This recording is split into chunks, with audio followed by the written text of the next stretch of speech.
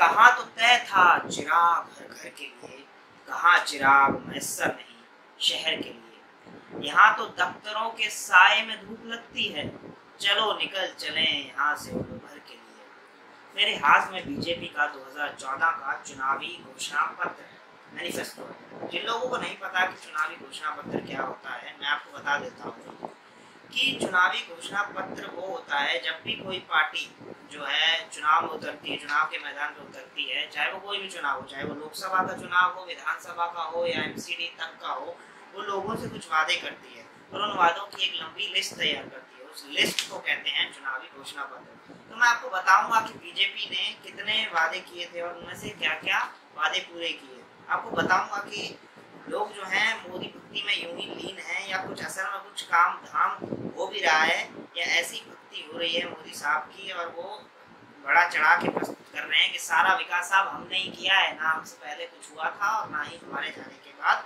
कुछ होगा। इससे पहले मैं आपको बताता हूँ कि देश में ऐसा माहौल बनाने की कोशिश की जा रही है, मीडिया को आपके ऊपर थोप दिया गया है, मीडिया पूरी बिक गई है, मतलब हराम हो रहे हैं ये मीडिया वाले जो अपना पत्रकारिता को भूल चुके हैं। वो पूरे आपके माइंड को ब्रेन वॉश करने में जुट गए हैं। आपको दिखा रहे हैं कि बाकी सारी पार्टियां हैं बदनाम और बीजेपी का है नाम, और आप उन्हीं के पक्ष में रहो और उन्हीं की भक्ति करते रहो 24 घंटे। पूरी की पूरी मीडिया आप 24 घंटे जब भी देखेंगे भारतीय जनता पार्टी की वाहवाही ही होती रहेगी ज्यादातर चैनलों में। एनडीटीवी जैसे चैनल की बात नहीं कर रहा मैं, एनडीटीवी जैसा चैनल अगर कोई एनडीटीवी ने आवाज उठाई थी मोदी सरकार के खिलाफ तो उनके ऊपर सीबीआई छापे पड़ गए। तो ये सहन शक्ति है मोदी सरकार की। तो अब मैं आ जाता हूँ कि क्या क्या वादे उन्होंने किए थे और क्या क्या वादे पूरे किए। तो जो पहला वादा जो सरकार ने किया था, इतने सारे वादे हैं, मैं आपको क्रमबद्ध तरीके से बताऊंगा। देश के कोने कोने को विकास से जोड़ेंगे। उन्होंने पहला वादा जो उन्होंने किया कि 100 नए शहर बनाएंगे, मतलब 100 नई स्मार्ट सिटी हम बनाएंगे। वहाँ पर मतलब वो एकदम स्मार्ट होंगी, वहाँ पे मतलब वाईफाई होगा, वहाँ पे बिजली होगी 24 घंटे, लाइट जाएगी नहीं, पानी 24 घंटे आएगा, मतलब वो स्मार्ट शहर होंगे। तो उनकी क्या स्थिति है मैं आपको बताता हूँ। 60 की घोषणा हुई है, 3 साल हो चुके हैं और सिर्फ 60 की घोषणा, मतलब सिर्फ बताया है कि इनको हम स्मार्ट सिटी बनाएंगे और 60 में से सिर्फ 20 के ऊपर काम शुरू हुआ है, 40 के ऊपर काम भी नहीं शुरू हुआ, मतलब 60 में 100 में से सिर्फ 20 के ऊपर काम शुरू हुआ है। तो ये स्थिति है स्मार्ट सिटी की। दूसरा वादा जो किया था, प्रत्येक व्यक्ति को अपना घर देंगे जिसमें बिजली, पानी तथा शौचालय की सुलभ व्यवस्था होगी। ठीक है, इसके लिए बिल्कुल सरकार ने एक पहल की और प्रधानमंत्री आवास योजना को 2 जून 2015 में लॉन्च किया। अब इसमें सरकार ने टारगेट रखा कि हर साल हम 30 लाख घर, 30 लाख घर हर साल बनाएंगे और लोगों को वो घर देंगे जिसमें गरीब आदमी अपना गैर बसर कर लेगा। अब उसकी स्थिति क्या है, 30 लाख का लक्ष्य रखा था और सिर्फ 19,000, सिर्फ 19,000, मतलब 1% का भी आधा, मतलब 0.6 या 7 के लगभग की दर से लक्ष्य की प्राप्ति हो रही है। बहुत बढ़िया। 19,000 घर बनाए, उसमें से सिर्फ 7,180 लोगों को घर दिया गया। तो ये रहा, सबको घर मिल जाएगा। 3 साल हो चुके हैं अभी तक, याद रखिएगा 3 साल हो चुके हैं अभी तक, मतलब आधे से ज्यादा समय हो चुका है और सबको घर का वादा हो गया है जीरो, फेल, इस वादे में भी फेल।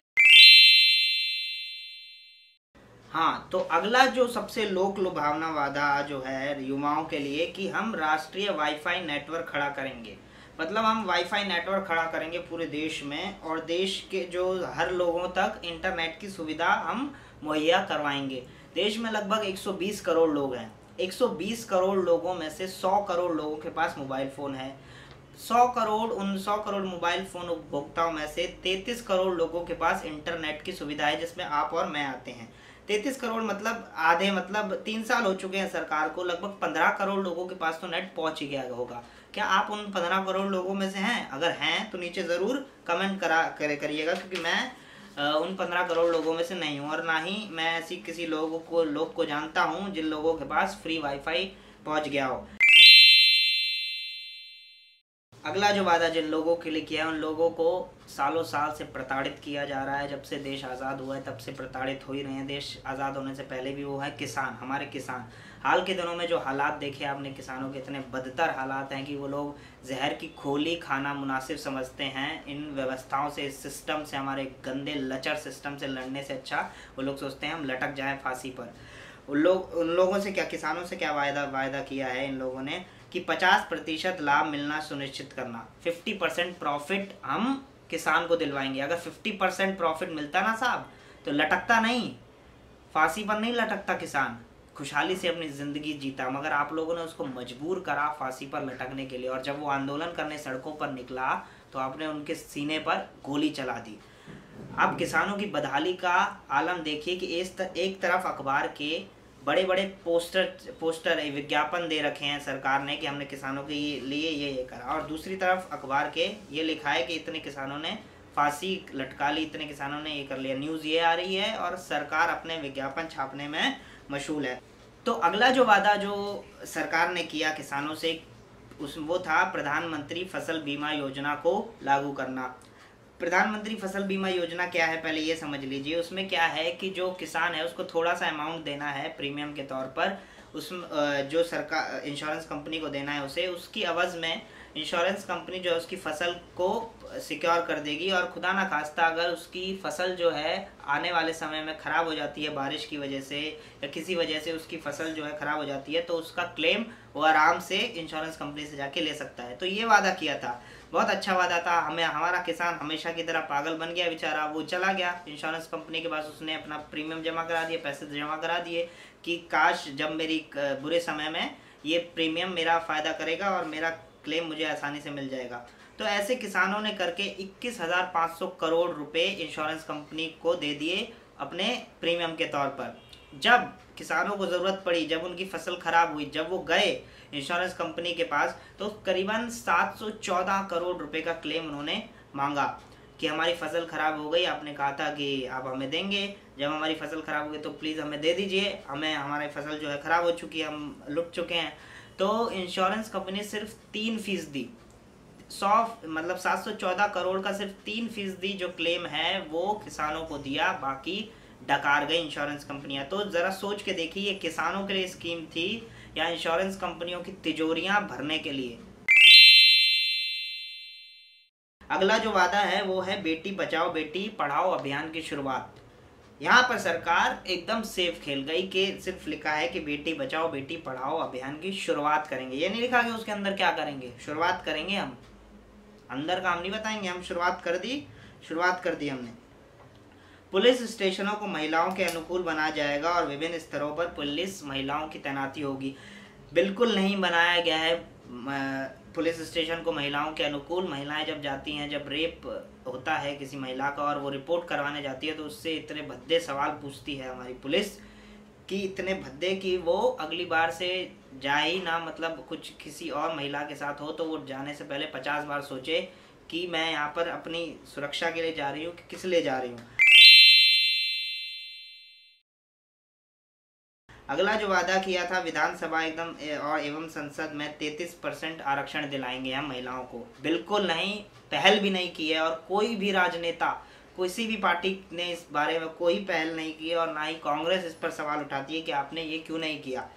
क्योंकि सबकी अगर महिलाएं आ जाएंगी तो ये जो बड़े बड़े जो नेता हैं उनकी महिलाएं यहाँ पर आ जाएंगी तो ये लोग थोड़ी चूल्हा चौका संभालेंगे, ये लोग फंस जाएंगे। इसलिए अपनी महिलाओं को ये लोग दबा के रखना चाहते हैं ताकि वो चूल्हा चौका संभालें और हम देश की भद्दी राजनीति करते रहें, देश को कुतरते रहें। हाँ, तो अगला जो वादा है जो भारतीय जनता पार्टी ने कई सालों से लोगों को चूतिया बनाने के लिए रखा है वो है राम मंदिर का निर्माण। इसमें भी लिखा है हम राम मंदिर का निर्माण करवाएंगे, जो कि ना तो कभी अभी तक हुआ है और ना ही कभी होगा और ना ही कोई पहल की है मोदी सरकार ने इस विषय पर राम मंदिर के निर्माण के लिए। और लोग भी पता नहीं क्यों पागल पे पागल बनते जा रहे हैं। तो बनते जाइए आप लोग पागल कि राम मंदिर चाहिए, हॉस्पिटल नहीं चाहिए, स्कूल नहीं चाहिए, मगर राम मंदिर चाहिए। भावनाओं के आधार पर राजनीतिक पार्टियां रोटियां सेकेंगी और कभी भी राम मंदिर का निर्माण नहीं होगा। क्योंकि जिस दिन राम मंदिर बना दिया इन लोगों ने, अभी तक तो राम मंदिर के नाम पर वोट मांगते हैं, कल को राम मंदिर बना दिया तो वोट किस नाम पे मांगेंगे। तो राम मंदिर कभी नहीं बनाएंगे। गाय और गोवंश की रक्षा की जाएगी। बिल्कुल, इस काम में मैं 100% मार्क्स दूंगा मोदी सरकार को कि गाय और गोवंश की तो रक्षा की जा रही है।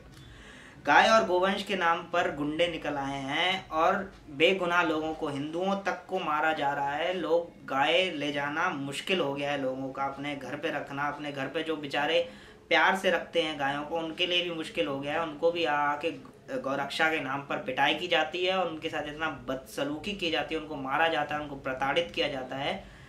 तो ये काम में बिल्कुल एकदम अच्छी है। गंगा में निर्मलता व स्वच्छता हम लाएंगे, स्वच्छ नदी बनाएंगे उसको। बिल्कुल नहीं, अभी तक कुछ इतना कोई सुधार नहीं देखा गया गंगा नदी में। बिल्कुल कदम बिल्कुल उठाए हैं भाजपा सरकार ने, मगर कोई ठोस अभी तक कुछ देखा नहीं गया है। तो अगला जो वादा किया था वो किया था सरकार ने उत्तर पूर्वी राज्यों के लिए। उसमें सबसे पहला वादा था कि कश्मीरी पंडितों को हम ससम्मान वापस लेकर आएंगे, कश्मीर में वापस उनकी पुनः स्थापित करवाएंगे। आपको पता होगा कि कश्मीरी पंडित बेचारों को ज़बरदस्ती उनके जहाँ पर कश्मीर में वो रहते थे उनको वहाँ से खदेड़ा गया, आतंकियों ने उनका बुरी तरीके से नरसंहार करा और इतने सारे कश्मीरी पंडितों को मारा गया था वहाँ पर, जिसकी वजह से बाकी जो कश्मीरी पंडित थे वो डर के मारे देश के अलग अलग कोनों में या जम्मू में भाग गए थे। तो बीजेपी सरकार ने सत्ता में आने से पहले कहा था कि हम कश्मीरी पंडितों को वापस कश्मीर में लेकर आएंगे। उसके लिए अभी तक कोई काम नहीं करा। 3 बार चिट्ठी लिख दी है केंद्र सरकार ने महबूबा मुफ्ती की सरकार को कि आप हमको ज़मीन दीजिए, हम कश्मीरी पंडितों के लिए अलग से वहाँ पर घर बनाएंगे, छावनी तैयार करेंगे। मगर महबूबा मुफ्ती की सरकार ने कुछ नहीं करा। और महबूबा मुफ्ती की सरकार को क्यों दोष देना, बीजेपी भी तो जम्मू कश्मीर में सत्ता में है और इतने सत्ता के लोभी लोग हैं ये लोग। जिस पार्टी पीडीपी से ये लोग इतने बैर थे इनके कि पीडीपी, ये लोग सत्ता में आने से पहले कहते थे ये अलगाववादी पार्टी है, ये है, सत्ता में बैठने के लिए इतने लालची और लोभी हैं बीजेपी वाले।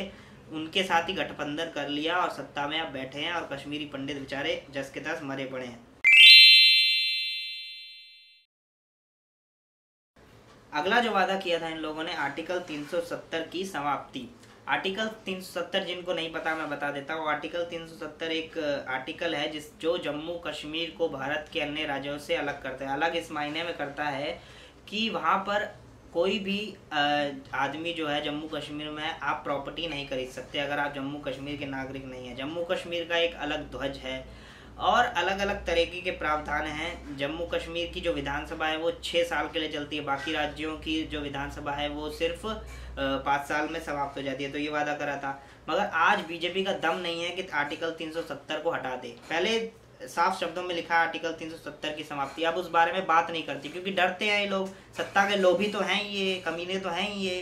तो इनको पता है अगर हम इस बात को छेड़ेंगे तो महबूबा मुफ्ती जो है भड़क जाएंगी और हमसे समर्थन वापस ले लेंगी और हमारी सरकार जो है गिर जाएगी। सत्ता के लोभी तो ये है ही, रहे ही हैं पहले से। अगर इनमें इतना ही दम है तो राष्ट्रपति शासन लागू करें जम्मू कश्मीर में और आर्टिकल 370 हटाएं, मगर ये नहीं करेंगे क्योंकि ये लोग सत्ता के लोभी हैं और सत्ता पे कायम रहने के लिए ये लोग किसी भी हद तक गिर सकते हैं। मैं आपको बाद में फिर से बता दूं कि मैं कोई भी सरकार, बीजेपी सरकार का कोई विरोधी नहीं हूँ, ना मैं बीजेपी सरकार का विरोधी हूँ, ना मैं मोदी का विरोधी हूँ। मैं सबसे प्यार करता हूँ, मगर हम फैक्ट्स के ऊपर बात करें तो उसमें से कुछ वादे जो हैं वो पूरे नहीं हुए और ये काम है और आपको भी आवाज़ उठानी चाहिए। धन्यवाद। अगले बार एक अलग टॉपिक के साथ मिलेंगे। नमस्कार।